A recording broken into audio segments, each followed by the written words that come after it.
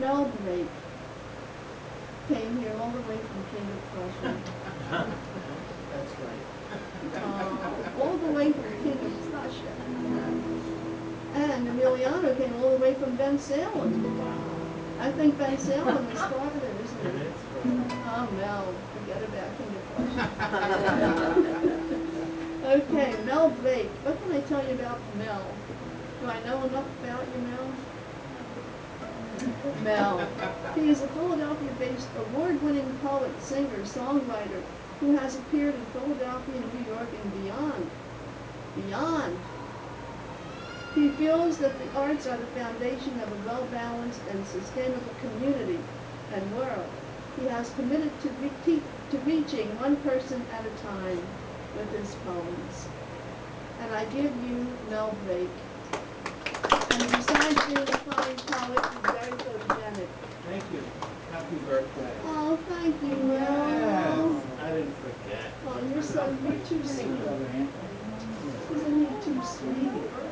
It's heavy, it must be good. You know, I was saying to Renee that being here is like a homecoming. And I think it's great. It's like family because it is family. Now, speaking of family, I gave my book to my mom. So I just want to read what I have. But they are, no, I'd rather do this because it's larger print. Yeah.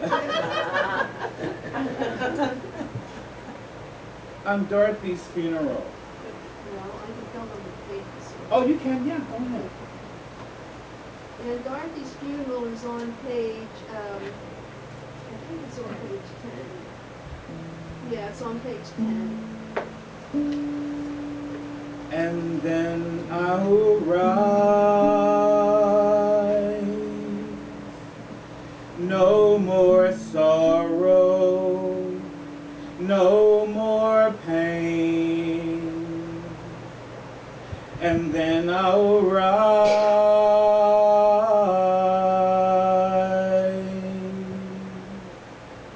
when he calls my name. I thought about my nephew at Aunt Dorothy's funeral. I wondered who would mourn for me when I was lost. I watched as young people ran out of the church after viewing Aunt Dorothy's white gold trimmed coffin. Who would be visibly upset and be a fool for me? Besides, the young do not know how to handle the loss of a loved one. My nephew called me during her service. When I spoke to him, I thought he wanted something from me. But he said that he was calling me because he remembered I was at the funeral. I then broke down into a crying walk. I cried not for Aunt Dorothy. I cried for myself and my lost youth. I cried for my sister because she lost her health, contracted lupus, in that same nursing home near the church Aunt Dorothy was eulogizing. I cried for my other sister who lost her mind, gave up her Baptist faith, and married a Jehovah's Witness man. He was from that same neighborhood. I cried for my mother because she lost the love of her life. He would visit us in our home on 3050 Parish Street near the church Aunt Dorothy was eulogized in.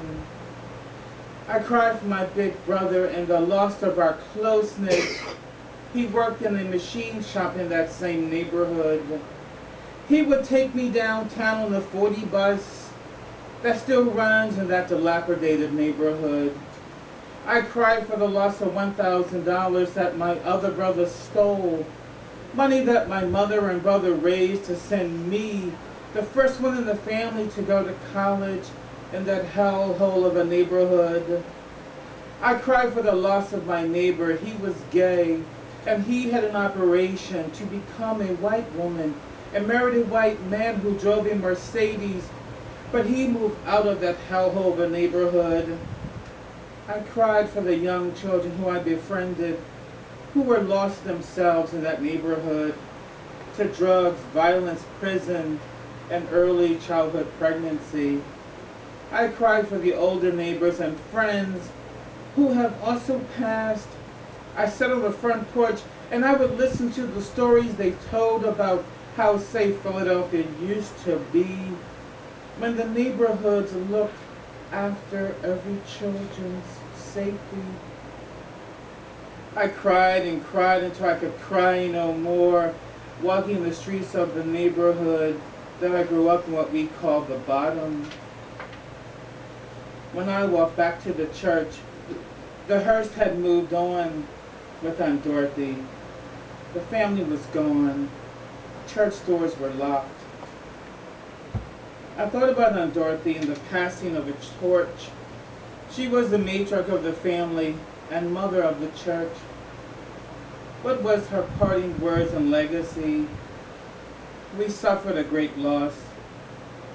She then as an ancestor spoke, "If you love me, keep my commandments. Love thy neighbor and love thy enemy as you would love thyself."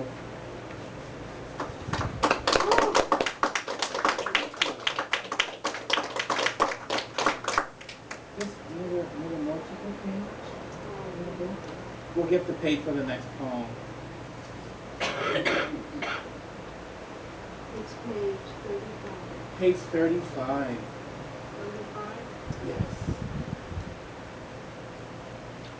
Niggamortis, alive but brain dead, forgot where you came from, black but crossed the other side of the cracks and never coming back.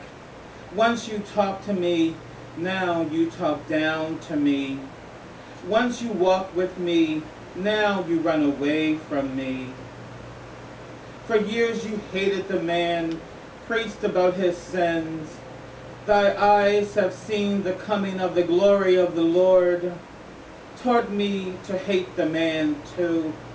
But now you sleep in the White House, in his bed with his wife.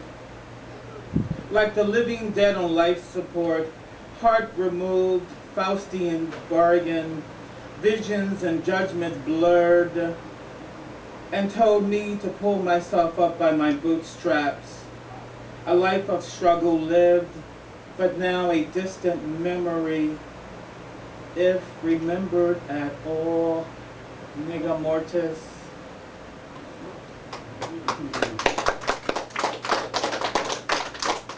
Thank you. In closing, Rosemary asked me to do a song, if you remember. I actually dreamt that I did the song.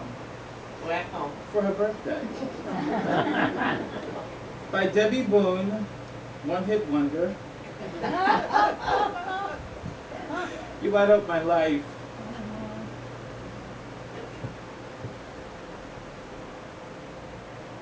So many nights I sit by my window,